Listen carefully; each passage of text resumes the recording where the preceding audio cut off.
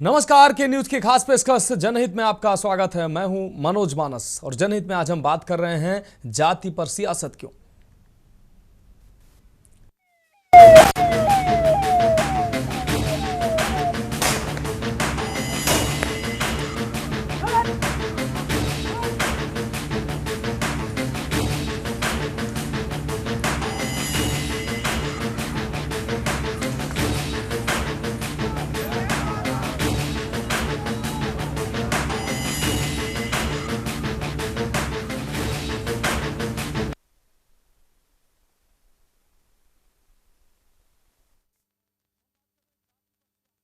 गांव में कथावाचक के साथ मारपीट और सिर मुंडवाने की घटना ने न सिर्फ जिले का माहौल गरमा दिया, बल्कि अब यह विवाद जाति और सियासत के नए मोर्चे में तब्दील हो चुका है।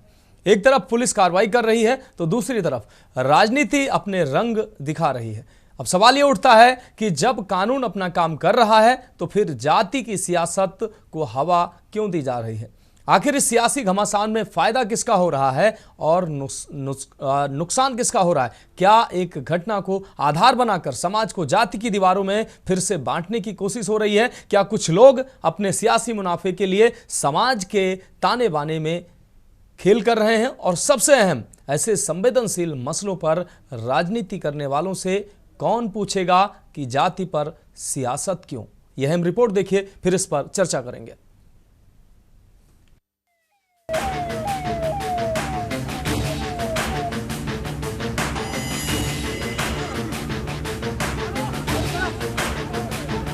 इटावा में कथावाचक के साथ मारपीट और चोटी काटने की घटना के बाद से जिले में माहौल लगातार गर्माता जा रहा है। सियासी खाद पानी ने विवाद अच्छे से सींचा तो विवाद का बढ़ता स्वरूप गुरुवार को बकेवर में थाने में दिखा, जहां था दादरपुर गांव जा रहे अहिर रेजिमेंट व यादव महासभा के लोगों का पुलिस से टकराव हो गया। पुलिस ने दादरपुर गांव से पहले लुधियानी मार्ग पर टड़वा कछियान गांव के पास उन्हें रोकने की कोशिश तो की, तो गुस्साए लोगों ने पुलिस पर पथराव कर दिया, जिससे पुलिस की गाड़ी का शीशा टूट गया। पुलिस ने लाठियां भांजकर उन्हें पीछे खदेड़ा और हवाई फायरिंग की। मौके पर अतिरिक्त पुलिस बल बुलाया गया। पुलिस बल की बढ़ती संख्या को देखकर अहिर रेजिमेंट और यादव महासभा के तमाम कार्यकर्ता लोग मौके से भाग खड़े हुए। इटावा जिले के गांव दादरपुर में हुई इस घटना को लेकर अब आयोजक पक्ष की तहरीर पर पुलिस ने दोनों कथावाचकों के खिलाफ रिपोर्ट दर्ज कराई है। कथावाचकों के पक्ष से यादव समाज सभा के संरक्षण में जातीय उन्माद पर उतारू है। अहिर रेजिमेंट हम लोग इसलिए लेके आए अपनी पहचान के लिए, अपनी पहचान के लिए अहिर रेजिमेंट का बैनर लेके आए हम लोग। और जो हमारी बिरादरी के साथ, हमारे परिवार के साथ जो अन्याय किया गया है, उन्होंने दुर्व्यवहार किया है, उसका बदला, उसका न्याय मुझे प्रशासन से चाहिए। अध्यक्ष जी का आदेश था कि थाना घेराव कीजिए, तभी हम लोग आए थे। बता दें कि दादरपुर गांव में 21 जून को कथावाचकों के साथ मारपीट होने और उनके सिर मुंडवा दिए थे। इसके वीडियो सामने आने के बाद पुलिस ने 23 जून को गांव के 2 नामजद व 50 अज्ञात लोगों के खिलाफ रिपोर्ट दर्ज की थी। इसके बाद आयोजक पक्ष ने कथावाचकों पर रिपोर्ट दर्ज कराई थी, जिसमें यजमान के साथ छेड़खानी और पहचान छिपाकर कथा करने के आरोप लगे। परीक्षित का परिवार डरा हुआ है। परिवार के मुताबिक लगातार यादव समाज से धमकियां मिल रही हैं।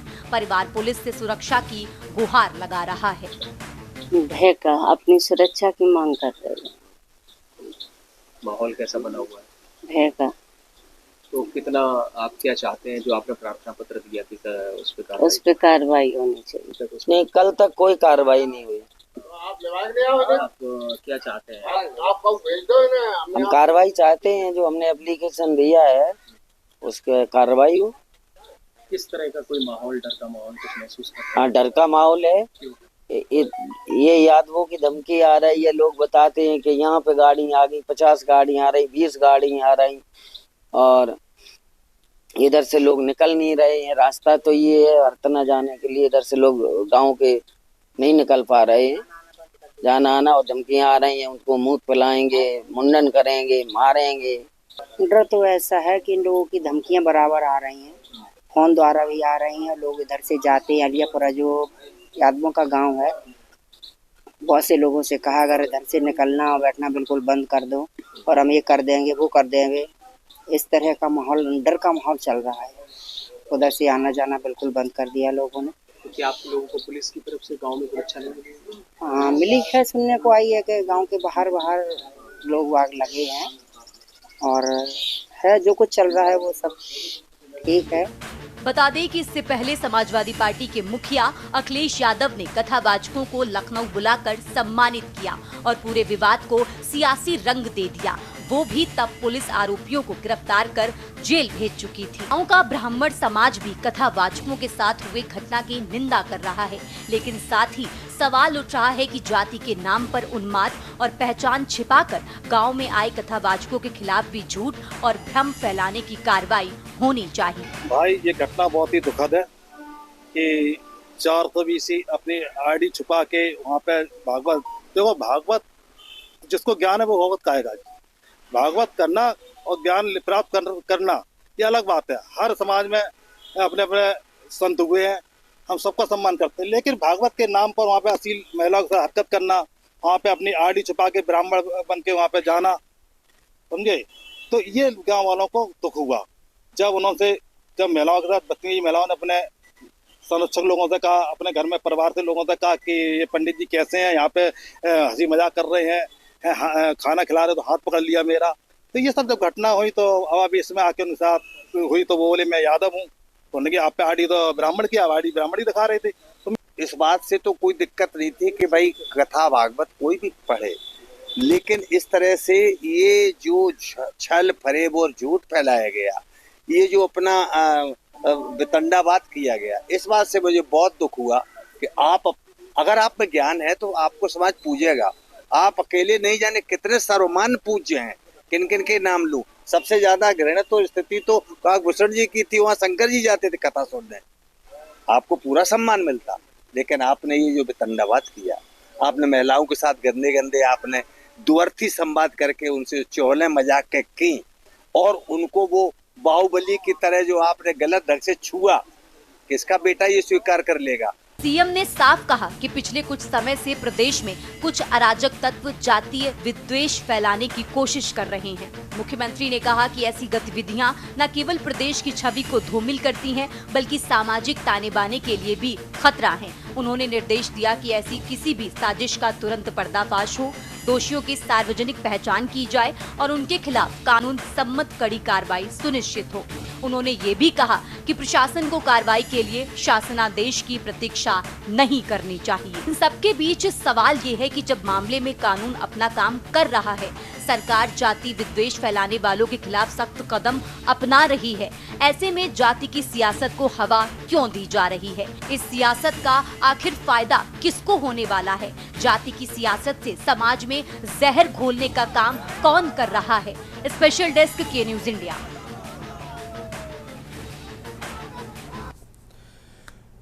और इस बीच इस पूरे मामले की गहन जांच करने और घटना स्थल पर उस गांव पहुंचे हैं एसपी ग्रामीण श्रीश चंद्र गांव पहुंचे हैं। इस दौरान उनका क्या कुछ कहना है, सुनाते हैं आपको। के निकट कुछ लोगों द्वारा उपद्रव करने की कोशिश की गई थी। इस संदर्भ में कुछ लोगों को हिरासत में लिया गया है। कठोर कार्रवाई सुनिश्चित की जाएगी। मौके पर शांति व्यवस्था कायम है, कहीं भी उपद्रव नहीं है, और जिन्होंने यह कृत्य करने की कोशिश की है, विधि के अनुसार कठोर कार्रवाई प्रस्तुत की जाएगी। लेकिन पत्थरबाजी में पुलिस की गाड़ी टूटी और लगभग इतने लोगों की संख्या का हुजूम था, जिसको पुलिस में फायरिंग भी कर दी। नहीं, पुलिस ने कोई फायरिंग नहीं की है, और कठोर कार्रवाई हम लोग प्रस्तुत कर रहे हैं, और अभी पूर्णतः शांति है। कुछ लोग हिरासत में लिया गया है, पूछताछ की जा रही है, और कठोर कार्रवाई की जाएगी। यह सुनिश्चित किया जा रहा है कहीं भी कोई अशांति न करे। सर, लेकिन अब गांव दादरपुर में आप लोग किस तरह की सुरक्षा व्यवस्था का इंतजाम करेंगे, क्योंकि ये तो लगातार इस तरह का ये लोग यहाँ फोर्स तैनात है, पहले भी तैनात थी, और गांव के अंदर कोई भी नहीं जा सका है। रोड पर कुछ लोग आए थे और जिन्होंने अशांति फैलाने की कोशिश की थी, उसी के अनुसार कार्रवाई की गई है, हिरासत में लिया गया है, और कठोर कार्रवाई विधि के अनुसार की जाएगी। सर, कितने लोगों कितने वाहन क्षतिग्रस्त हुए पुलिस के इस घटना में? नहीं, अभी हम लोग देख रहे हैं, वाहनों के बारे में देखा जा रहा है, और अभी कुछ लोगों को हिरासत में लिया गया, हिरासत में लेकर पूछताछ की जा रही है। क्या पुलिस के कोई कर्मचारी भी घायल हुए इसमें? नहीं, पुलिस के कोई कर्मचारी नहीं घायल हुए हैं, और अभी पूरी तरह जांच की जा रही है, जांच के अनुसार कार्रवाई की जाएगी। गिरफ्तारी की? अभी कुछ लोगों को हिरासत में लिया गया है, अभी पर्याप्त संख्या अभी बताई जाएगी, आपको पूर्ण अभी ब्रीफिंग की जाएगी। ब्रीफिंग के अनुसार जैसा कि मैंने आपको बताया है अभी कि उन्होंने उपद्रव करने की कोशिश की गई थी और सामने ही आप लोगों को सामने उन्होंने कोशिश की थी और कर रहे थे पथराव, और इससे अनुसार उनको मौके से हिरासत में लिया गया है। सर, बचेवर थाने से लेकर के यहाँ नेशनल हाईवे पे जो भारी भीड़ थी, काफी कल से इनपुट था कि लोग जा सकते हैं, उसके बाद भी हजारों की संख्या में लोग पहुंच गए वहाँ पर, ऐसा कैसे होता है? नहीं, यहाँ पर ऐसे बड़ी संख्या में नहीं पहुंचे हैं। गांव में आने के पहले काफी लोगों को हिरासत में लिया गया है और आपने मौके से देखा है कि हाईवे पर भी काफी लोगों को रोका गया है, हिरासत में भी लिया गया है, कुछ गाड़ियां भी सीज की गई हैं और यहाँ पर कुछ लोग आए थे, इन्हें मौके से पकड़ा गया है और इन्हें पकड़ के हिरासत में लिया गया है। पूछताछ जारी है, कठोर विधिक कार्रवाई की जाएगी। तो कुल मिलाकर आप इटावा में ये घटना जो हुई, इसके बाद से लगातार अब इस घटना में राजनीतिक तड़का भी लगातार लगना शुरू हो गया है और जातिगत विद्वेष फैलाने का भी लगातार प्रयास किया जा रहा है। वहीं कुछ राजनीतिक पार्टियां हैं, इसको भुनाने का भी लगातार प्रयास कर रही हैं और कहीं ना कहीं उन पर भी आरोप लग रहा है कि वह जाति विद्वेष फैला रही हैं।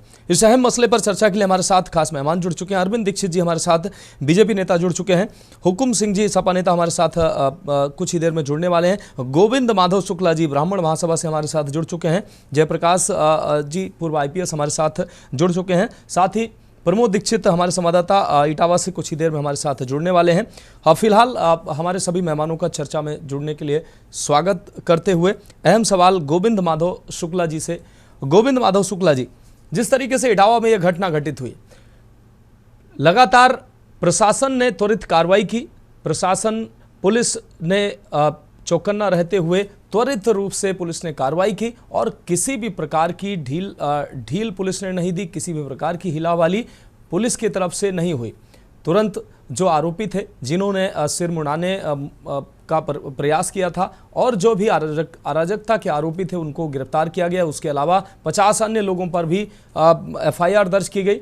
लेकिन कहीं ना कहीं पुलिस के कार्रवाई करने के बावजूद भी इस घटना को लगातार राजनीतिक रंग देने का प्रयास किया जाता रहा। पिछले 3 दिनों से आप भी देख रहे हैं और लगभग पूरा प्रदेश देख रहा है किस तरीके से इस घटना को जातीय रंग देने का लगातार प्रयास किया जा रहा है। हालांकि कथावाचक पर भी FIR दर्ज हो गई है। 2 आधार कार्ड, गलत आधार कार्ड बनाने का, अपनी पहचान छुपाने का और झूठ बोलने की धाराओं में मामला दर्ज किया गया है। लेकिन आज फिर से अहिर रेजिमेंट यादव महासभा के द्वारा पुलिस प्रशासन को ज्ञापन देने के बहाने या जो भी था प्रदर्शन किया गया, पत्थरबाजी की गई। उसके बाद एक बार फिर से माहौल गर्माता नजर आ रहा है। अभी कुल मिलाकर इस घटनाक्रम को लेकर आपकी प्रतिक्रिया क्या है?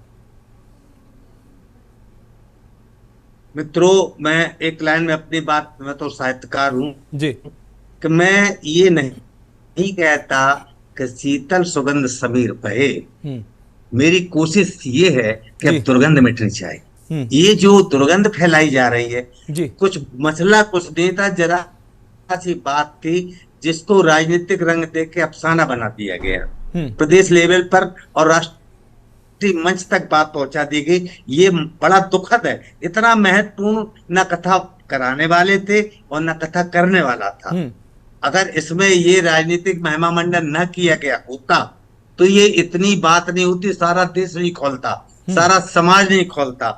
कभी भी ब्राह्मणों का कोई ऐसा संगठन नहीं है जो किसी को जाके घेराव कर ले या भय और आतंक से भर दे। आप हर जगह सुन रहे हो ब्राह्मण लोग भय और आतंक से ग्रस्त है। क्यों है? ब्राह्मणों ने तो इस तरह के प्रयास, एक भी उदाहरण आप बताते हैं हिंदुस्तान में कि जहां ब्राह्मणों ने जाकर किसी को भयभीत किया हो, आतंकित किया हो। अभी आपने सुन लिया, वो जो प्रताड़ित लोग हैं वो कह रहे हमारे घरों में भय और आतंक का वातावरण।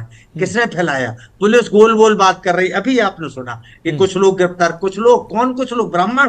ब्राह्मण कभी भी किसी पर भी आक्रोशित होते ही नहीं है, अग्रेसर होते ही नहीं है।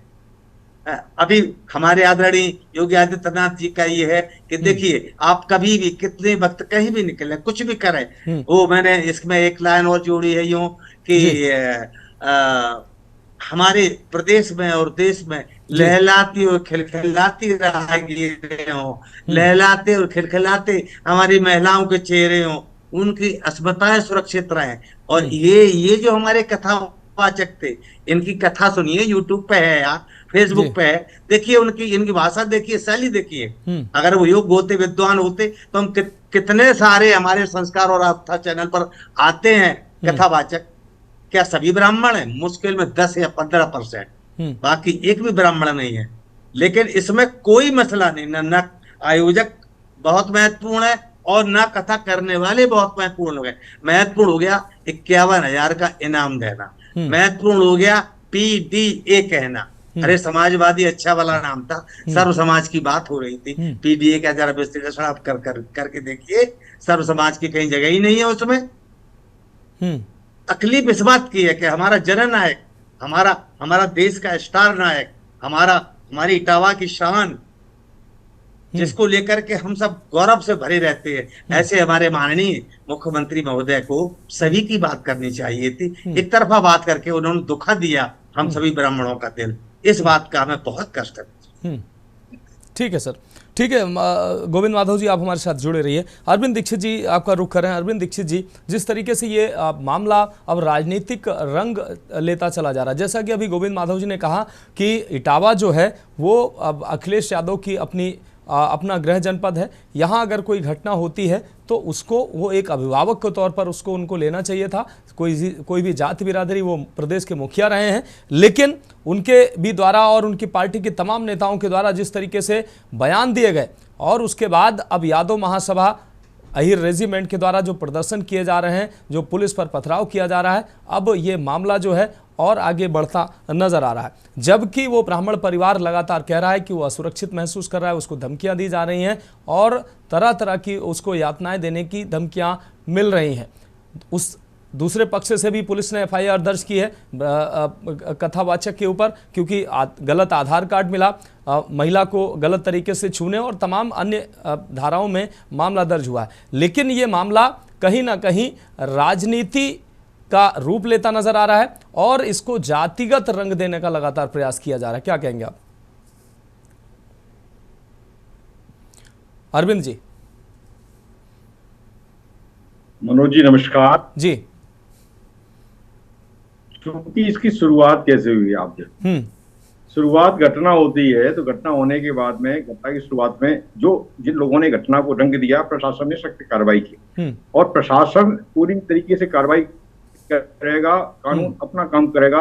भाजपा की सरकार है, योगी जी मुख्यमंत्री हैं, किसी को किसी प्रकार की शंका होने की आवश्यकता नहीं है।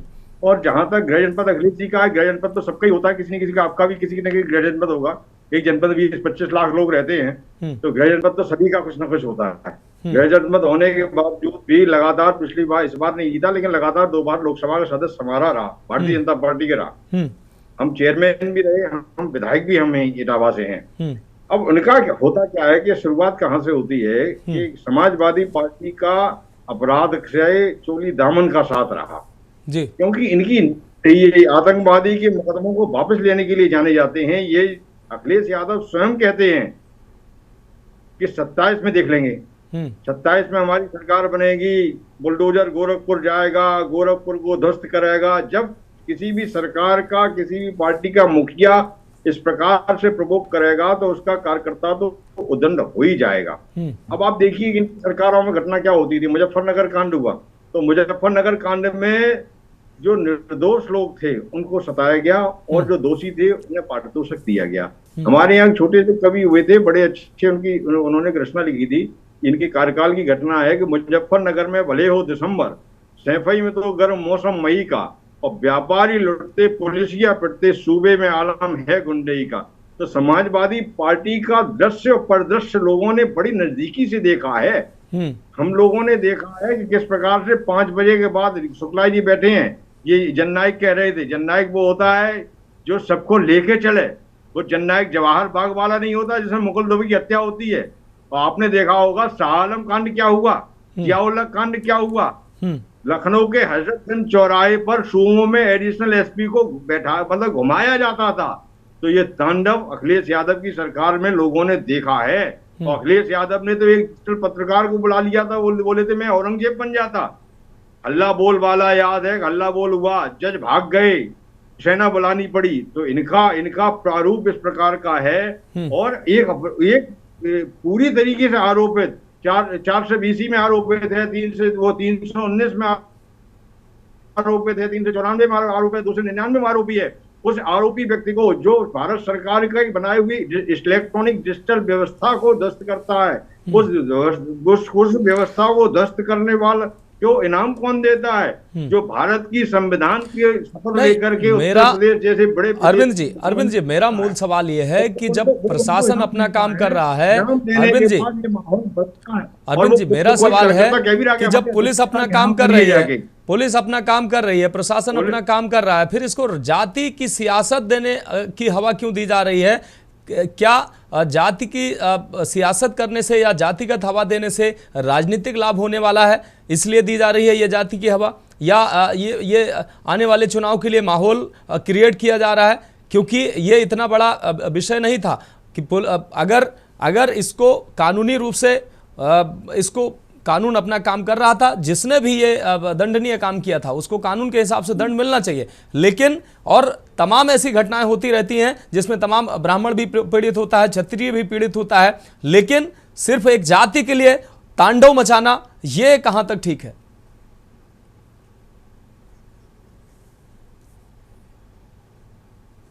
अरविंद जी।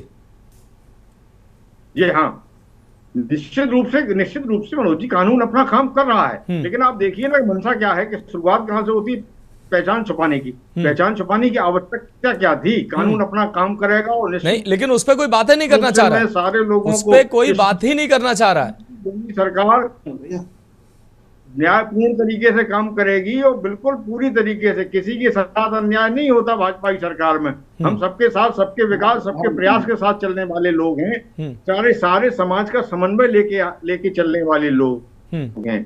अब चूंकि पहचान छुपाने वाले को महिमा मंडित किया गया, और वो कार्यकर्ता जो आपने अभी दिखाया अपनी बाइट में, वो कह रहा है कि मेरे अध्यक्ष जी ने कहा, तो अगर अराजकता के माध्यम से समाज में विद्वेष फैलाया जाएगा, समाज में हिंसा फैलाई जाएगी, तो कानून अपना काम करेगा और कानून निश्चित रूप से न्याय संगत तरीके से काम करेगा। और ये सरकार भाजपा की सरकार है, इसमें किसी के साथ अन्याय होने की कोई व्यवस्था नहीं है, लेकिन अराजकता किसी भी कीमत पर नहीं होने दी जाएगी। अगर समाजवादी पार्टी के नेता अराजकता के माहौल में और जाति विद्वेष के माहौल में उत्तर प्रदेश को झोंकने की मंशा है, जैसा लग रहा है, इस षड्यंत्र की भी जांच निश्चित रूप से होगी और कानून अपना पूरी तरीके से काम करेगा। ठीक है अरविंद जी, जुड़े रहे आप हमारे साथ। जयप्रकाश जी हमारे साथ पूर्व IPS जुड़े हुए हैं। जयप्रकाश जी, आपका रुख कर रहे हैं। जयप्रकाश जी, जिस तरीके से ये मामला आगे बढ़ा, निश्चित रूप से जो घटनाक्रम हुआ ये निंदनीय है। कथावाचक जो भी था, किसी जाति समूह का था, कोई भी व्यक्ति था, ऐसा कृत्य नहीं किया जाना चाहिए। लेकिन हालांकि गांव के तमाम लोगों ने कहा कि वो अराजक तत्व थे, जो कथावाचक थे वो उनसे बातचीत हुई, उसके बाद उनको जाने दिया गया। लेकिन कुछ अराजक तत्वों ने घटना को अंजाम दिया और उनके खिलाफ लगातार पुलिस कार्रवाई भी कर रही थी, गिरफ्तारी भी हुई और लगातार पुलिस कार्रवाई कर रही है। उसके बावजूद भी इसको जाति की हवा देना, जाति की सियासत करना, आखिर ये राजनीतिक फायदा लेने के लिए ये सब किया जा रहा है क्या?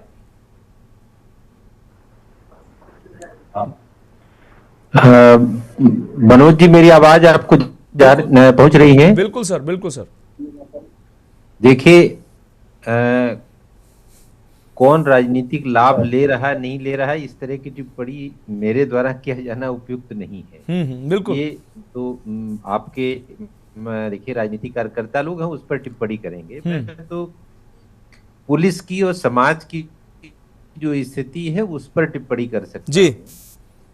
मेरा सिर्फ ये कहना है कि पुलिस ने इसमें कितनी, जब उसको सूचना मिली तो उसने कितनी त्वरित कार्रवाई की, इसमें ये चर्चा का विषय हो सकता है। कि जैसा मेरी जानकारी में है कि पुलिस ने सोशल मीडिया पर जैसे ही बात आई तुरंत मुकदमा लिख करके कार्रवाई शुरू की, तो ये प्रशासन की तत्परता में गिना जाएगा। बिल्कुल, कि प्रशासन के नॉलेज में जैसे ही घटनाक्रम आया उसने तुरंत कार्रवाई कर दी। इस बात के लिए तो पुलिस को साधुवाद दिया जाना चाहिए जी। और फिर उसके बाद जब शिकायत आई तो उसने शिकायत को भी रजिस्टर कर लिया, उसके हिसाब से कार्रवाई कर रही है। हमारा आपका इस मंच पे डिस्कशन इसलिए महत्वपूर्ण है कि यदि किसी को, चाहे व्यक्ति विशेष है या कोई संस्था है, किसी को कोई अपराध किए जाने की सूचना मिलती है या उसके साथ कोई घटना होती है, तो उसे तुरंत कानून का सहारा लेना चाहिए, कानून को अपने हाथ में नहीं लेना चाहिए, जो बेसिक सा प्रश्न है। क्योंकि हम जिस समाज में रहते हैं, जिस देश में रहते हैं, इसमें रूल ऑफ लॉ चलता है, हमारी आपकी इच्छा नहीं चलती।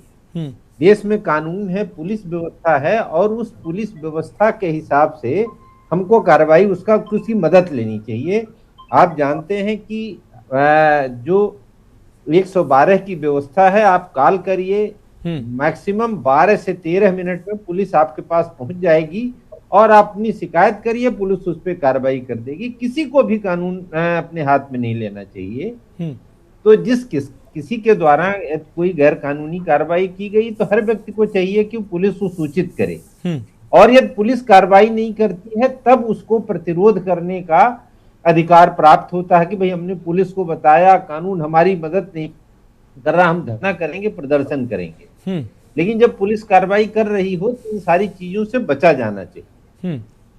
ठीक है जी, ठीक है सर, आप जुड़े रहे हमारे साथ हुकुम सिंह जी जुड़ चुके हैं, सपा नेता हैं। हुकुम सिंह जी, चर्चा में आपका भी स्वागत करते हुए। हुकुम सिंह जी, इटावा में जो घटना हुई वो निश्चित रूप से ऐसी घटनाएं समाज के लिए स्वीकार नहीं है, लेकिन उस घटना होने के बाद पुलिस ने अपना काम शुरू किया। कथावाचक जिस भी जाति के थे, और सनातन धर्म में कोई ये बाध्यता नहीं है कोई किस धर्म का है, पूजा पाठ, पूजा पद्धति और कथा करना और प्रवचन देना किसी जाति के लिए ये बाउंडेशन नहीं है। लेकिन कहीं ना कहीं इटावा की घटना में जो सामने आया कि जाति छुपाई गई, अग्निहोत्री ब्राह्मण आधार भी मिला, और ये घटनाक्रम जिस हिसाब से आगे बढ़ा, कुछ अराजक तत्वों ने कथावाचक के साथ अभद्रता की, सिर उनका मुंडवाया, ये घटना कहीं से स्वीकार्य नहीं है। लेकिन इस घटना के बाद पुलिस ने अपना काम किया, पुलिस ने मामला दर्ज किया, गिरफ्तारी की, और लगातार पुलिस कार्रवाई कर रही है।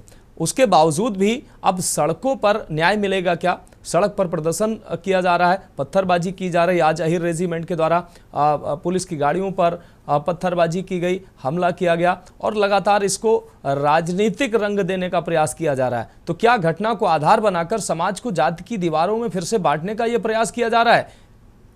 हुकुम सिंह जी नमस्कार जी, हमारी आवाज आ रही होगी आप तक? बिल्कुल मित्र, ये तो बहुत ही निंदनीय, और समाज में इससे ज्यादा और कुछ हो नहीं सकता है। बेशक कि अगर हम कथा कह सकते हैं, सारे समाज के लोग कथा सुन सकते हैं, वहां कथा सुनने वाले की जाति नहीं पूछी जा रही है, तो भगवान का नाम लेने वाले की जाति क्यों? पहला काम तो ये बिल्कुल है ना। आज तक हम लोग कथा सर्व समाज के लोग सुनने जाते हैं, हमने तो कभी नहीं कहा कि वो किस जाति का है, किस धर्म के हैं, किस समुदाय से हैं। होना भी नहीं जिस चाहिए। कथावाचक को सुना कि हमारे क्षेत्र में सैकड़ों कथाएं हो रही हैं, और हम लोग हेलो जी हुकुम सिंह जी, हम लोग बारी बारी कथाओं में जाते हैं, उनका सम्मान करते हैं, चाहे वो किसी भी कुल से हो और किसी भी समुदाय से हो। भगवान का नाम यदि कोई ले रहा है तो जाति का विषय ही नहीं बनता है, जाति से कथा नहीं की जाती है। और पहली बात तो यह है कि आप जिसको एक सप्ताह के लिए अपने गांव में, अपने घर में ला रहे हैं, तो ये आपको पहले करना चाहिए था। किसी जाति से है, इसकी जाति क्या है। आजकल तो आईडी होती है, सब कुछ पता हो जाता है, पहले से लोग जुड़े हुए हैं, तो पहले तो जानकारी करनी चाहिए थी ना। और यदि अगर ऐसा तुम्हें लग रहा था कि समाज का, यादव समाज का आदमी कथा नहीं कह सकता है, ये तो पहले सोचना चाहिए था ना आपको, और उसके बाद उसका आप रिजेक्ट कर देते। वो जबरदस्ती आपके गांव में कथा कहने नहीं आया था। लेकिन यदि अगर उसका अपराध भी था तो आपको पुलिस चाहिए थी, बाकायदा उसके खिलाफ एफआईआर करवाते, पुलिस उसको वहां से ले जाती, उसके ऊपर जो भी धाराएं लगाती, उसको जेल भेजती, तब तो ठीक था। लेकिन ये आप ही ने फैसला कर लिया, आप ही जज बन गए वहां कि सर मुड़वा दो। अब है ना, और ऐसे सार हो गया, जो भी सुन रहा है वो शर्मसार है, ऐसे लोगों की हिम्मत कैसे पड़ गई। ठीक है हुकुम सिंह जी, लेकिन अब आगे क्या? नहीं, विवाद से ये हल नहीं होने वाला है। समाज को अगर हम ऐसे बिल्कुल, मैं यही रहेंगे तो समाज बहुत पिछड़ जाएगा। बिल्कुल, मेरा यही सवाल था। ठीक है हुकुम सिंह जी, आज की जो जरूरत है इस देश को रोजगार की, किसान जो आज आत्महत्याएं कर रहा है, ये राजनीति नहीं हो रही है। ये जब हकीकत बात रखी जाती है भारतीय जनता पार्टी के पटल पे, तो भारतीय जनता पार्टी उससे भागती है। उसे एक नया मुद्दा चाहिए। इस मुद्दे को भारतीय जनता पार्टी एक रूप बनाना चाहती है। ठीक है, लेकिन हुकुम सिंह जी एक सवाल मेरा ये उठता है कि अगर किसी व्यक्ति ने इटावा के उस आयोजनकर्ता व्यक्ति के द्वारा, या वो तो कह रहा है कि उसने नहीं किया, उसने जब उसको जानकारी हुई तो उसने सम्मानजनक रूप से उनसे पूछताछ की, उनको जाने दिया, लेकिन कुछ अराजक तत्वों में गांव के कुछ शरारती लोगों ने वो ये कृत्य को अंजाम दिया। अब उसके खिलाफ पुलिस ने दंडात्मक कार्रवाई शुरू की। जिस भी स्तर पर कार्रवाई होनी चाहिए थी, जो भी जुर्म था उसके आधार पर पुलिस कार्रवाई कर रही थी, उसके बावजूद किसी एक व्यक्ति ने अगर घटना को कारित किया है, अगर हम दोषी मान भी लें, तो क्या पूरा समाज दोषी हो जाता है? आज पूरे समाज के लिए एजेंडा चलाया जा रहा है, मनुवादी ऐसी विचारधारा वैसी विचारधारा। जिसने भी किया है, क्या यादव हो या ब्राह्मण हो या किसी भी जाति का व्यक्ति हो, एक व्यक्ति अगर कोई गलती कर देता है तो पूरा समाज उसके लिए दोषी नहीं हो जाता है। पूरे समाज को गालियां नहीं मिलनी चाहिए, पूरा समाज की विचारधारा वैसी नहीं हो जाती है, लेकिन ऐसा हो रहा है। किसको फायदा हो रहा है इससे? इससे किसी को फायदा नहीं हो रहा है, ना समाज को हो रहा है, ना किसी दल को हो रहा है। हर दल में, किसी दल में जो भी आज की डेट में हेलो जी हुकुम सिंह जी बात पूरी करिए। आज कोई भी दल में कोई भी पार्टी अराजक तत्व नहीं रखना चाहती है, लेकिन कुछ मनचले लोग होते हैं जो पार्टियों का नाम बदनाम करें,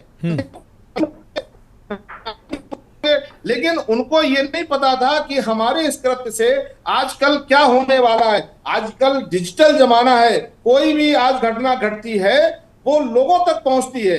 आज अगर कुछ भी कृत्य होगा, आज इतने सारे चैनल हैं, बहुत सारे चैनलों के माध्यम से हर समस्या आज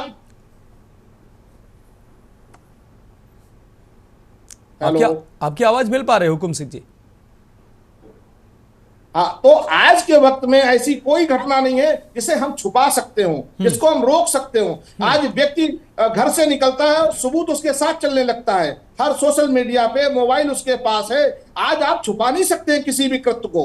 और प्रशासन को ये चाहिए था कि समाज में ये वैर मनुष्यता जो फैल रही है, ये समाज के लिए बहुत घातक है। जातिवाद हमेशा घातक रहा है और आगे भी रहेगा। हुकुम सिंह जी चलिए अब ठीक है, प्रशासन ने क्या नहीं किया? प्रशासन को जैसे ही जानकारी हुई, प्रशासन ने कार्रवाई शुरू की, प्रशासन ने गिरफ्तारी की, प्रशासन ने 50 अन्य लोग जो हालांकि उसमें बता रहे कि शामिल भी नहीं थे, उनको भी उसमें प्रशासन ने उसी दिन गिरफ्तारी नहीं की। जब हमारे राष्ट्रीय अध्यक्ष ने ये कहा, माननीय सुनिएगा, जब हमारे राष्ट्रीय अध्यक्ष अखिलेश यादव जी ने ये बात रखी कि अगर 3 दिन के अंदर ये घटना खुलासा ना हुआ और दोषी जेल नहीं गए तो एक बहुत बड़ा आंदोलन किया जाएगा, तब प्रशासन के काम में जूझ पड़ेगी। तब प्रशासन ने ये सोचा कि अब तो ये बड़ा मामला होता जा रहा है, एक राष्ट्रीय अध्यक्ष, पूर्व मुख्यमंत्री इसका संज्ञान लेने वाले हैं। तब आनंद फानंद जो लोग थे या नहीं थे, उनको 2-4 लोगों को खाना पूर्ति के लिए उनके लिए FIR की गई है, खाना पूर्ति के लिए की गई। ठीक है, अब चूंकि अब उस पीड़ित परिवार ने भी जाके पुलिस के सामने अपनी व्यथा रखी, हालांकि वो परिवार कह रहा था कि हम अपनी बेइज्जती के लिए, हमारी इज्जत के लिए हम ऐसा नहीं कह रहे थे। उनके द्वारा कथावाचक जो भी हैं, उनके द्वारा उनकी महिलाओं से अभद्रता की गई, उनके और फर्जी आधार कार्ड बनाया गया। इन मामलों में FIR दर्ज हुई है। दूसरी चीज जो आज घटित हुई घटना, इसमें अहिर रेजिमेंट के लोगों ने इटावा में प्रदर्शन किया है, पुलिस पर पथराव किया है, गाड़ियों पर, पुलिस की गाड़ियों में तोड़फोड़ की है। तो क्या यह राष्ट्रीय अध्यक्ष के कहने पर किया जा रहा है? नहीं, राष्ट्रीय अध्यक्ष जी हमारे इस टाइप के नेता नहीं है। वो समाज में जोड़ने का काम करते हैं, समाज को तोड़ने का काम राष्ट्रीय अध्यक्ष जी हमारे नहीं करते हैं। उन्होंने जितने कार्य किए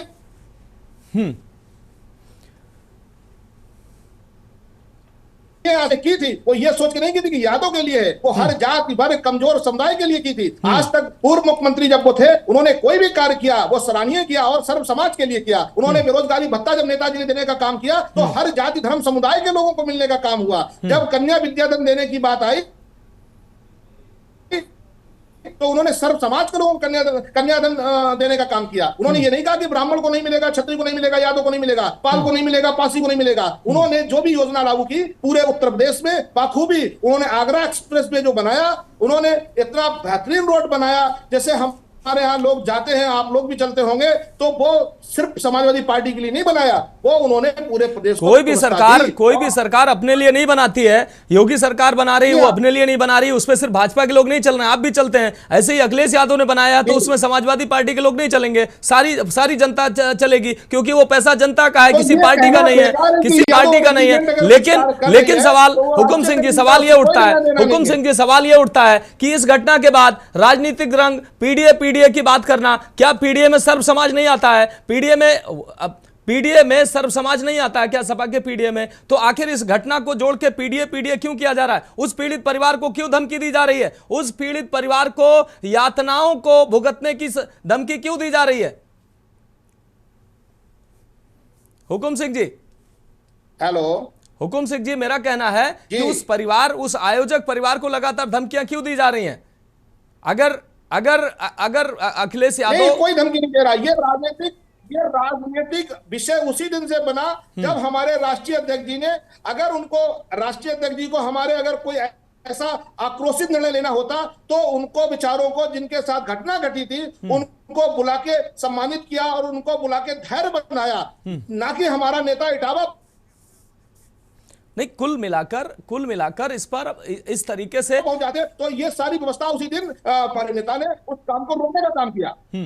ठीक है। हमारे नेता ने, राष्ट्रीय अध्यक्ष जी ने, उनके जनपद की घटना थी, वो घटना स्थल पर अगर पहुंचते तो शायद अव्यवस्था फैल सकती थी। इसीलिए उन्होंने उन जो पीड़ित लोग थे, जो शास्त्री थे, जो ढोलक बाजक थे, उनको उन्होंने लखनऊ कार्यालय बुलाया और वह सम्मान देने का काम किया, क्योंकि प्रदेश में वो पीडीए की राजनीति कर रहे हैं, वो सर्व समाज की राजनीति कर रहे हैं और सर्व समाज के लोग आगे बढ़ सके, इसीलिए उनका दिन रात संघर्ष जारी है।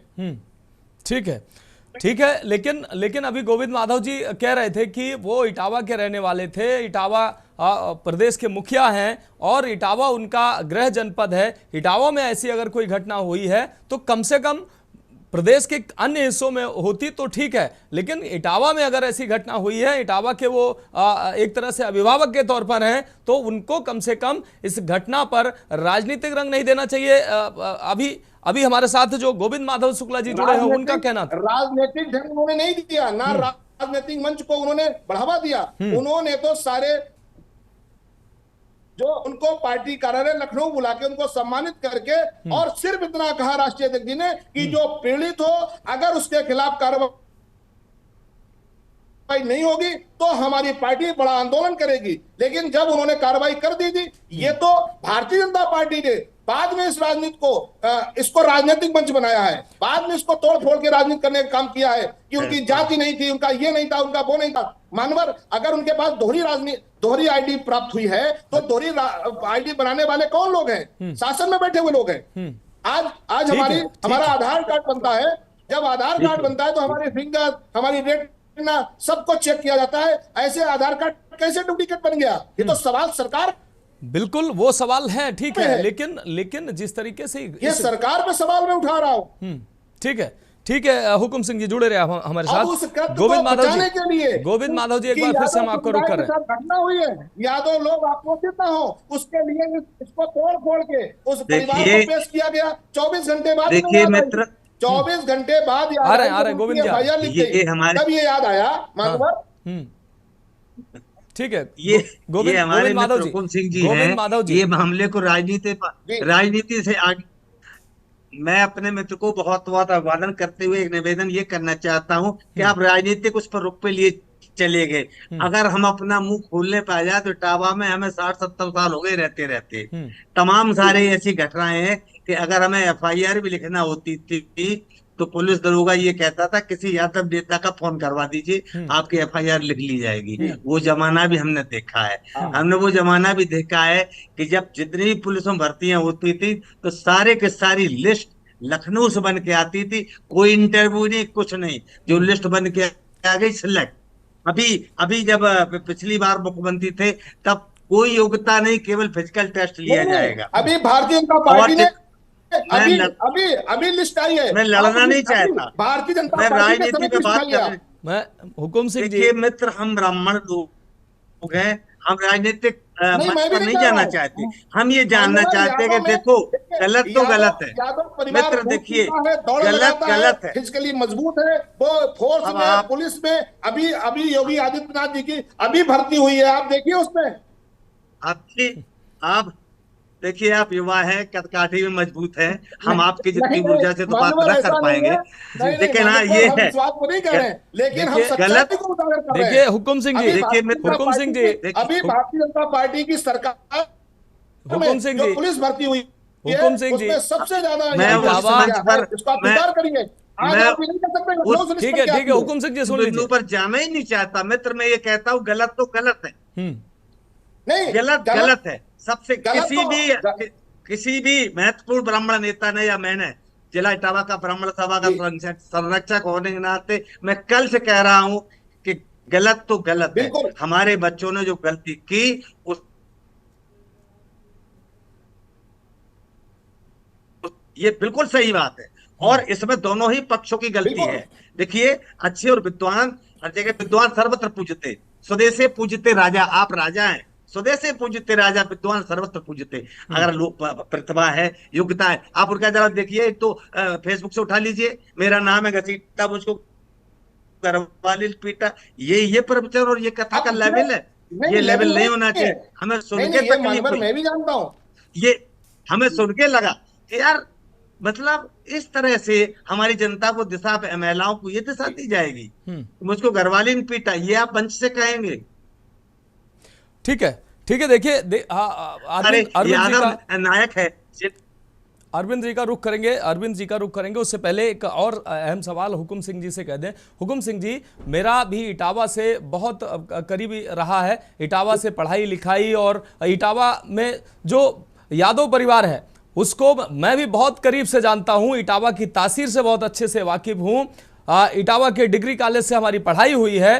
तो इटावा में क्या तासीर है, जातिगत व्यवस्था क्या है, यादव समाज की जो राजनीति क्या है, वहाँ अखिलेश यादव का रुतबा सैफई से लेकर इटावा तक क्या तासीर है वहाँ की, बाखूबी से मैं बहुत अच्छे से वाकिफ हूँ। लेकिन ये घटना वहाँ वैसे भी अन्य समाज जो है वो डरा सहमा रहता है, कि अगर मुख्यमंत्री अखिलेश जी भले ही ना हो, यादव समाज से नहीं यादव समाज से नहीं, मुख्यमंत्री अखिलेश जी भले ही ना हो, लेकिन कहीं ना कहीं यादव समाज का दबदबा, और आज भी इटावा में कई तमाम थानों में ऐसा होता है कि यादव, ऐसा नहीं होता है कि यादव नेताओं की आज भी चलती है तमाम थानों में, ऐसा योगी सरकार भले ही हो, लेकिन इटावा में, सैफई में, मैनपुरी में ये क्षेत्र ऐसा है, यहाँ पर अच्छा खासा यादवों का दबदबा है। मैं इस घटना के बाद मैं ये कह रहा हूँ कि अखिलेश यादव वहाँ उनका गृह जनपद है, कम से कम इटावा की घटना उनके अपने गृह जनपद की घटना थी। अगर आज ये घटना हो रही है कि अहिर रेजिमेंट के द्वारा, यादव महासभा के द्वारा इटावा में पत्थरबाजी की जा रही है, इस तरह की घटनाएं हो रही हैं, इस घटना के बाद ये घटनाएं नहीं होनी चाहिए। हुकुम सिंह जी, देखिए मैं आपसे करबद्ध निवेदन के साथ एक बात रखना चाहता हूं कि इटावा की सरजमी ने एक गांव के नेता को पैदा किया, माननीय स्वर्गीय मुलायम सिंह यादव जी को। ऐसा नहीं है कि यादवों का दबदबा आज हो गया, नेताजी को सर्व समाज के लोगों ने, चाहे वो ब्राह्मण हो, चाहे वो ठाकुर हो, चाहे वहां के दलित हो, यही मेरा कहने का मतलब है। मेरे तमाम आज मित्र हैं इटावा में, जी गांव के गली के गलवारे से निकले हुए इटावा की पहचान राष्ट्रीय अध्यक्ष जी माननीय मुलायम सिंह यादव जो थे, उनकी वजह से, चाहे वहां का रेलवे स्टेशन हो, बड़ी बड़ी गाड़ियां पहले इटावा के स्टेशन पे नहीं रुका करती थी, लेकिन मैं यह कहूंगा, लेकिन नेताजी के कभी भेदभाव में भी नहीं रहा, और वही हमारे राष्ट्रीय अध्यक्ष जी में भी ऐसा नहीं है। अगर वो एक आह्वान कर देते तो इटावा सरजमी की जमीन कम पड़ जाती, इतने लोग पूरे उत्तर प्रदेश लोग वहां पहुंच जाते, लेकिन हमारे नेता अब व्यवस्था फैलाना नहीं चाहते। हमारा नेता राष्ट्रीय अध्यक्ष माननीय अखिलेश यादव जी इस समय पीडीए, शोषित, वंचित, कमजोर किसान, उनकी लड़ाई लड़ने में लगे हुए हैं पूरे देश में। आज भारत की तीसरे नंबर की पार्टी समाजवादी पार्टी बनी है। आज वो देश में हर पटल पे हमारा नेता 24 घंटे समाज का शुभचिंतक है। आज वो कमजोर और हर वर्ग को कैसे राहत मिल सके, कैसे उनको उन पार्टी से जोड़ा जा सके, कैसे लेकिन इस घटना रखा जा सके, हर घर नौकरी हो सके। ठीक है, लगे हुए। ठीक है अरविंद जी, आपको रुक करें। फिर आपसे अरविंद दीक्षित जी, कोई जाति धर्म नहीं चाहता कि झगड़े हो। ठीक है, आपकी बात आ गई हुकुम सिंह जी। अरविंद दीक्षित जी, जैसा कि ये घटना घटित हुई उसके बाद अब आज जो है अहिर रेजिमेंट के द्वारा यादव महासभा के द्वारा गाड़ियों में पथराव किया गया, ज्ञापन देने की बात कही जा रही थी। उसके बाद पुलिस से झड़प हुई और सड़कों पर जो देखने को मिला वो निश्चित रूप से दुखद है, क्योंकि ये घटना जो है वो उसको राजनीतिक रंग देना या इस घटना से किसी भी पार्टी में, किसी एक पार्टी की बात नहीं कर रहा हूँ, किसी भी पार्टी को ऐसा अगर लगता हो कि ऐसी घटनाओं में उनको राजनीतिक लाभ मिलेगा, वो राजनीतिक लाभ ले सकते हैं, तो मुझे लगता है इससे बुरा और कुछ नहीं है। अरविंद जी, अभी मैंने 15 मिनट में किए और श्रीमान जी हुकुम सिंह जी की बातचीत सुनी। एक तो इटावा महाकवि देव की भूमि है, महाकवि गंग की भूमि है, गोपाल दास नीरज की भूमि है, वल्लभ जी की, राष्ट्रकवि वल्लभ जी की भूमि है, जिन्होंने रचना लिखी स्वतंत्रता का मूल प्राण देखे कौन चौंकाता है, भैया साहब की भूमि है। ये इनको हम आदर्श मानते हैं। और महाकवि देव गंग कटक जी ऐसे हुए जिनसे इटावा ने पूरा विश्व जानता है। शिशुपाल सिंह शिशु की भूमि है, तो इटावा की पहचान इनसे है, उनको उन्होंने अपना धरोहर मानते हैं। दूसरी बात आपकी और हुकुम सिंह जी की हुई, जिस जो लगा विषय से भटके। हुकुम सिंह जी ने पूरी बात करी और एक पक्ष की पूरी बात करी कि उसका सर मुड़वाया गया। सर मुड़वाया गया ये गलत है। जिसने भी जिन्होंने भी वो बदमाशी की वो गलत है, वो पकड़े गए। लेकिन आप भी उसमें शामिल हो गए। जी दबदबा, लोकतांत्रिक व्यवस्था में यादव का दबदबा होना, तो ये अपने आप में आपकी वार्ता, हुकुम सिंह की वार्ता ये शो कर गई कि लोकतांत्रिक व्यवस्था के ये कितने बड़े समर्थक हैं। संविधान की हवा बढ़ाने वाले, संविधान की रक्षा करने वाले श्रीमान अखिलेश यादव, जब आप दोनों मिलकर के और समाजवादी पार्टी की प्रवक्ता भी कह रहे हैं कि हमारा दबदबा रहा है, आप भी उसमें हाँ में हाँ मिला रहे, हमारा दबदबा रहा है, तो लोकतांत्रिक व्यवस्थाओं के कितने बड़े पोषक हैं समाजवादी पार्टी के, ये सामने दिखाई देता है। और श्रीमान अखिलेश यादव जी लगातार दूसरी बार सरकार नहीं आ पाई समाजवादी पार्टी की। समाजवादी पार्टी का कैडर को बौखलाहट है बुरी तरीके से। अब मैं आता हूँ दूसरी बात पर कि भारतीय मानस में, भारतीय संस्कृति में, भारतीय सभ्यता में समाज की मान्यताएं होती हैं, धार्मिक भावनाएं होती हैं। इनके आधार पर हमेशा से विद्वान को पूजा गया है, विद्वान को शिखर पर बैठाला गया है। आप चाहे पुराणों में जाएं, चाहे महर्षि जाबाल रहे हों, मतंग ऋषि रहे हों, खुद स्वयं वेद व्यास रहे हों, ये किसी शरीर से उन्होंने ब्राह्मण के रूप में जन्म नहीं लिया था। चाहे विश्वामित्र रहे हों, जिन्होंने शरीर के रूप में ब्राह्मण के रूप में जन्म नहीं लिया। हमारे यहाँ जो वर्ण का मतलब है, वर्ण किया जाता है, आप अपनी योग्यता के आधार पे आप वर्ण करते हैं। जैसे आप पत्रकार बने, आपने 6-7 साल 8 साल तपस्या करी, आप पत्रकार बने, ये आपकी पहचान बनी। मैं आपको मनोज के रूप में जानता हूँ, पत्रकार ये मुकुट सिंह जी बैठे हैं, समाजवादी पार्टी के प्रवक्ता के रूप में जानता हूँ। ये पहला हम लोगों का परिचय हमारी आइडेंटिटी से होता है। तो मूल विषय ये है कि आप आइडेंटिटी छुपा करके ऐसा क्या करना चाहते हैं जो अपना नाम छुपाना चाहते हैं। अब दूसरी बात हुकुम सिंह ने कही कि आईडी चेक कर लेते, तो मूल विषय तो भर्ती आईडी का था। बिल्कुल, भारतीय संस्कृति में, भारतीय समाज में किसी भी प्रकार से किसी भी व्यक्ति को योग्यता निर्धारण होने पर सम्मान पाने का अधिकार हमेशा रहा है। अभी मैं बताता हूँ 40 वर्ष, सुन लीजिए हुकुम सिंह जी। अरविंद जी बात बोलिए, मैं मछली पहचान नहीं बैठता हूँ, आप अपने नंबर बोलिए। आज से 40 साल पहले आपको याद हो, गोविंद माधव शुक्ला जी बैठे हैं, पंडित चिंतामणि शास्त्री वाल्मीकि समाज के थे, संस्कृत महाविद्यालय का कुलपति बनाया गया, काशी के विद्वानों ने कुलपति बनाया। तो भारतीय संस्कृति, भारतीय सभ्यता हमेशा, आप डॉक्टर बनते हैं, आप अस्पताल पे लिखा चिकित्सालय, आप बीमार को लेके जाएंगे, उसके अंदर अगर मधुशाला निकलेगा तो आप क्या करेंगे? बिल्कुल, आप सोच के गए चिकित्सालय, उसमें निकला है मधुशाला। तो व्यवस्था तो यह है कि नाम छुपाने के आधार पे क्या षड्यंत्र है। आपने इलेक्ट्रोनिक जो गवर्नमेंट का सिस्टम, उसको ध्वस्त करने का काम किया है। आपकी कौन सी आपराधिक मंशा है? ऐसे कितने प्रकार के कितने अपराधी घूम रहे हैं जो समाज में विद्वेष फैलाना चाहते हैं, समाज में हिंसा फैलाना चाहते हैं। इसकी जांच होगी और आप निश्चिंत रहें, बाकी है किसी के साथ सारी जांच होकर के निश्चित होगी। लेकिन श्रीमान अखिलेश यादव जी, जिन्होंने संविधान की शपथ लेकर के जो प्रदेश के मुखिया रहे हैं, उन्होंने जो GIT वाले को सम्मानित किया है और इसके आधार पे अपने कार्यकर्ताओं को प्रोवोक किया, वो कार्यकर्ता उद्दंडता की सीमा पे आ गए। वो कार्यकर्ता भी कह रहा है कि हमारे अध्यक्ष जी ने कहा है, अध्यक्ष जी ने क्या अराजकता फैलाने के लिए कहा है? अराजकता फैलाएंगे। कार्यकर्ता के द्वारा ये कहा गया है कि हमें निर्देशित किया गया है। नहीं, किसी कार्यकर्ता ने ऐसा नहीं कहा। वो आपके पार्टी में मीडिया में भी दिखाया जा रहा है कि मेरे अध्यक्ष जी ने कहा, जो भी अध्यक्ष हो आपके, वो आपका पार्टी का कार्यकर्ता हो, जो भी हो। लेकिन एक चीज और बता दें, क्योंकि समाजवादी पार्टी का एक समीकरण रहता है, जाति का हिंदू समाज में टुकड़े टुकड़े करना है, मुस्लिम समाज को एक रखना है, सेटिंग बनाना है और सरकार बनानी है। अब अगर बात आ जाएगी, इनका इतना लंबा चौड़ा है कि अगर मुहित खान की बात आएगी, निषाद की बेटी भी PDA में नहीं आती। भाई बम्बई में आदमी के साथ में हुआ, वो आदमी के साथ में जैसे ही मुस्लिम पे आ गए हैं, अब थोड़ी देर बाद इंडिया और पाकिस्तान पे आ जाएंगे। ऐसा बिल्कुल नहीं है। देखिए, ये घटना निंदनीय है। हमने आपको क्या कहा, मानवर मछली बाजार के साथ नहीं होता। आ रहे हैं हुकुम सिंह जी, आ रहे हैं हुकुम सिंह जी, आप हुकुम सिंह जी, बस हुकुम सिंह जी आ रहे हैं। आपको पूरा मौका मिलेगा। ठीक है अरविंद जी आप अपनी बात कंप्लीट करें। अरविंद जी आप अपनी बात कंप्लीट करें। लोग और होंगे, लेकिन ये लोकतांत्रिक व्यवस्था है। लोकतांत्रिक व्यवस्था में आपको ठीक है हुकुम सिंह जी कहनी पड़ेगी। हुकुम सिंह जी बात सुनिए, उसके बाद जवाब दीजिए।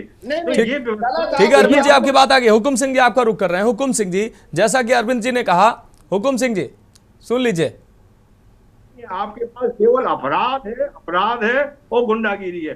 चुनी चुनाई मुख्यमंत्री मनोज जी, चुनी चुनाई उत्तर प्रदेश की मुख्यमंत्री ने कहा था कि समाजवादी पार्टी के गुंडे मेरी जान लेना चाहते थे, और उसके बाद में विधायकों को जात सूचक गालियों के साथ खींच खींच के मार रहे थे। और गेस्ट हाउस पूर्ण में कहा है उत्तर प्रदेश की मुख्यमंत्री चुनी हुई को।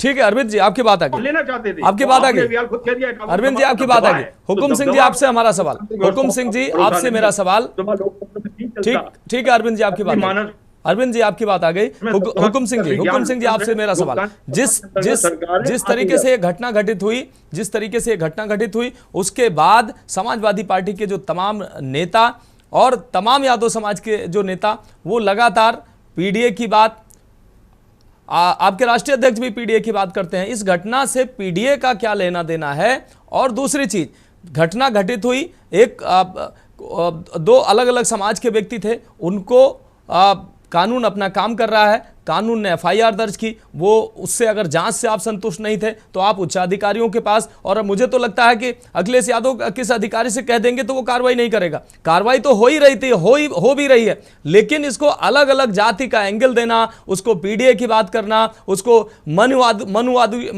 मनुवादी सोच का बताकर और तमाम ऐसी टिप्पणी करना, अगर राष्ट्रीय अध्यक्ष या समाजवादी पार्टी के बड़े नेता जब इस तरह की टिप्पणी करेंगे तो छोटे नेता ऐसे ही सड़क पर उतरकर वो उग्र प्रदर्शन करेंगे। वो तो कह रहे हैं कि अध्यक्ष जी ने कहा है। कई अभी अहिर रेजिमेंट के कई नेताओं का बयान भी सामने आया कि अध्यक्ष जी ने कहा है कि आप सड़क पर उतरिए, आप प्रदर्शन करिए। क्या ऐसे न्याय मिलेगा? ऐसे लोकतांत्रिक व्यवस्था में जी, वो रेजिमेंट के अध्यक्ष जी हैं, किसी कमेटी के अध्यक्ष जी हैं, आपको खुल के उन्हें बता दें, राष्ट्रीय अध्यक्ष जी का ऐसा कोई बयान नहीं आया, कोई टिप्पणी नहीं है। और मैं अपने बड़े भाई अरविंद जी से एक सवाल और एक निवेदन करना चाहता हूं कि जो घटना घटी है वो बहुत ही निंदनीय है। और हिंदू तो सारी जाति के लोग हैं, हिंदू तो सारे हिंदू हैं, बेशक उसमें बंटवारा नहीं करना चाहते हैं। और 5000 वर्ष पुराना हमारा लोगों का इतिहास है।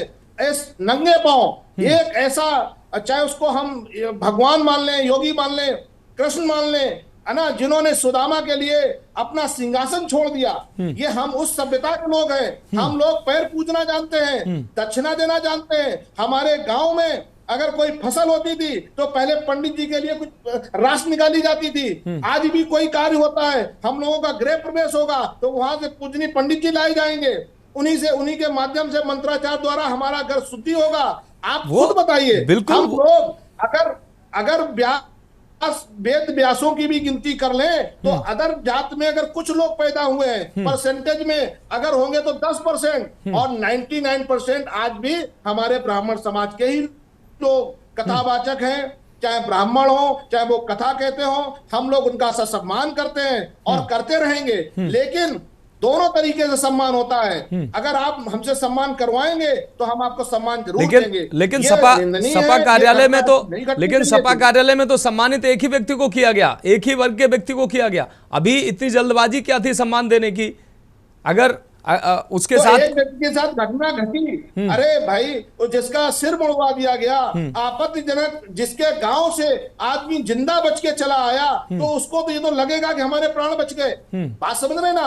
हम लोग इस पे नहीं जाना चाहते। ठीक है, ठीक है। देखिए हमारे राष्ट्रीय अध्यक्ष जी ने एक टूक बात कही थी, अगर 3 दिन में 2 दिन के अंदर कोई कार्रवाई नहीं की जाएगी तो एक बड़ा आंदोलन किया जाएगा। और उसके बाद कार्रवाई हुई तो हमारे नेता ने उनको बुला के सम्मानित कर दिया और क्या कि चलिए अब शासन प्रशासन अपना काम करेगा, ये देश कानूनों से चलेगा, ना कि किसी लाठी और गुंडागर्दी से चलेगा। तो ये मान के चलें हुकुम सिंह जी हुकुम सिंह जी ये मान के चलें कि अब जो भी है ये मामला राजनीतिक रंग आगे नहीं लेगा, जो जैसा कि आज इटावा की सड़कों में देखने को मिला, इटावा की सड़कों में जैसा कि देखने को मिला, अब ये मामला इस तरीके से नहीं, पुलिस प्रशासन के हिसाब से ही आगे कार्रवाई बढ़ेगी। हुकुम सिंह जी नहीं, कानून के दायरे में जो आएगा, कानून जो तोड़ेगा, यहाँ जाति धर्म की बात नहीं है। यहाँ इस देश में जो भी व्यक्ति इस देश का मूल नागरिक है, उसे देश के संविधान अलग से जारी हो जाएगा।